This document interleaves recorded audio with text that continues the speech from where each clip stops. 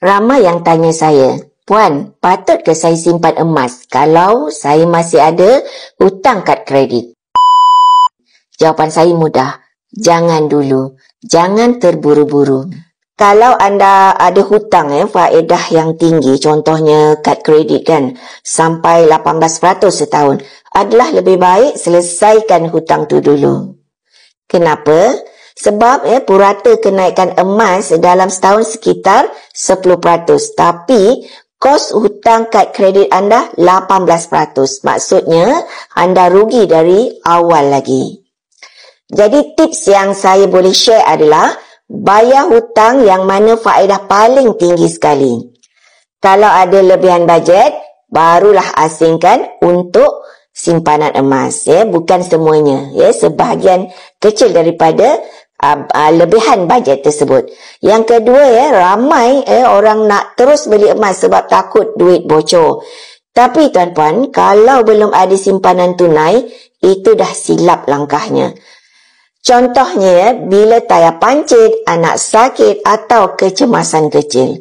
Kalau satu-satunya simpanan yang anda ada adalah emas, maka terpaksa jual emas yang mungkin baru dibeli. Dan kalau baru seminggu beli, kalau kita nak jual, so sangat-sangat rugi. So yang kedua, sediakan simpanan emergency. Simpanan emergency antara 3 ke 6 bulan gaji dulu. Mungkin di akaun ASB, tabung haji. Kemudian barulah kita simpan emas perlahan-lahan. Okey? Jadi bila masa yang sesuai simpan emas? Bila kewangan anda dah stabil ataupun dah ada ekstra, barulah kita menyimpan emas. Barulah emas menjadi pelindung jangka masa panjang.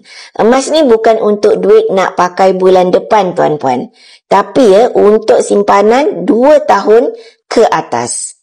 Lepas ada cukup tunai, alihkan 10 atau 20% daripada simpanan tuan-puan kepada emas public gold.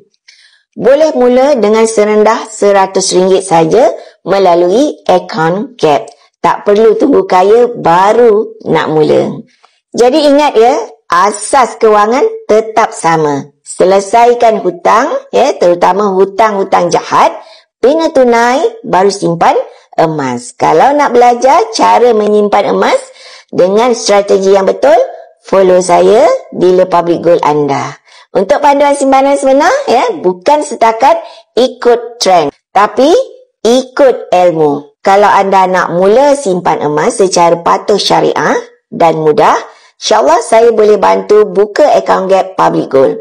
Modal serendah RM100 je. Tak perlu terus beli jongkong emas. Yang penting, kita mula dan konsisten menabung.